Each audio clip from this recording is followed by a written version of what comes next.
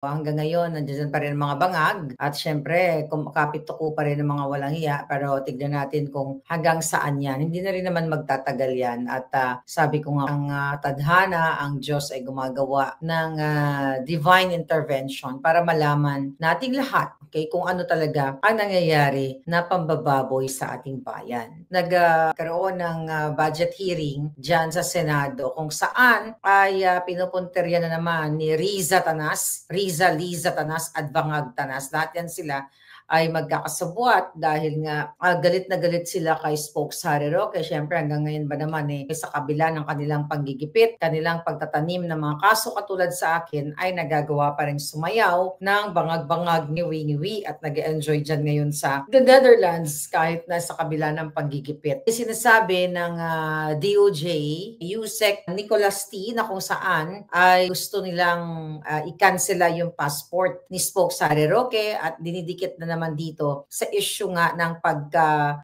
paghatol ng habang buhay na pagkakulong kay Alice Goo, di ba? Sabi ni Spokes Harry Roque, which is alam naman natin na talagang walang basihan at talagang paggigipit at desperado lang ang mga bangag na ito na sinasangkot si Spokes Harry Roque dito sa human trafficking chuchu na yon. Dahil mga kababayan, walang inorganize si Spokes Harry, wala siyang human trafficking, okay? Or, ni-recruit ng mga sangkatauhan para siya isingit, idiin dyan sa issue ng Pogo na yan. Wala siyang kinalaman dyan sa human trafficking na yan. Ulit-ulit sinabi ni Spokes Harry sa mga vlog niya dito sa kanyang statement recently, sinabi niya, I never organized, directed, or assisted, sabi niya, and participated. So wala siyang involvement dyan sa Pogo na yan. Ang merong involvement dyan, si Liza Tanas, si Marcos Jr. na tumanggap ng multi-million na campaign funds dyan sa mga Pogo operators. Ipinakita ko sa inyo ang picture yan at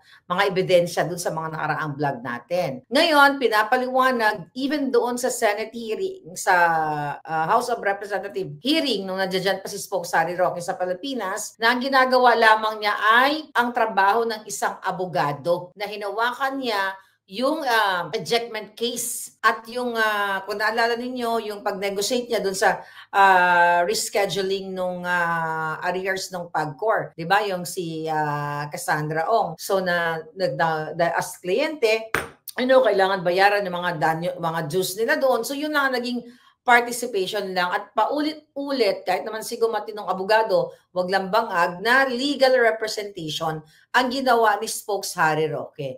Pero alam naman natin na babaluktutin, babalahurain talaga nila ang batas. Okay? At gagamitin ang paninira not only kay Harry Roque, kay Maharlika, kay Pangulong Duterte, alam nyo na yan. At ginagamit nila ng mafiang gobyernong ito ang batas, dahil yan si Bangag ay protector, ginagamit ang pagbali ng batas. Kaya di ba? Sabi ni Tulfo, sometimes you have to bend the law. So ginagamit nila yan, yung kapangyarihan ng batas, tinitwist nila para patahimikin tayong lahat. Paulit-ulit na walang kinalaman si Harry Roque doon sa Pogo na yon. Although sinasabi ni Spokes Harry na during that time, yung operation ng Pogo sa Porac nga, doon sa Pogo na yon ay legal during that time. Sinasabi ni Spokes Harry Roque kanya sa kanyang vlog na hindi pwedeng gawing criminal enterprise at gawing retroactive ang batas para lamang habulin si Harry Roque at ipipilit siya dyan na may kinalaman siya sa mga Pogo na yan. Baseless and politically motivated ng Bangag administration dahil gigil na gigil sila sa akin. Sa amin, ni Spokes Harry Roque, naalala niyo, di ba? July 21 dito sa Los Angeles, California, sa Long Beach, to be exact, ay kasama ko si Harry Roque, si Atty. Glenn Chong, nung inirelease ko ang pulveron video na yan. Kaya alam natin na intimidation and character assassination. Ako nga na hindi politiko di ba? I'm just an ordinary vlogger talagang, pero hindi sila nagwagi. Kaya sabi ni Spokes Harry Roque doon sa DOJ at sa Bangag administration, nasikasuhin ninyo panagutin ang flood control scam personalities, which is si Bangag Jr. Hindi yung mga taong walang kinalaman, pilit nyong ididikit, pilit nyong gagawa ng kwento, pilit nyong tataniman para mailihis ang kajotahan ng Bangag administration.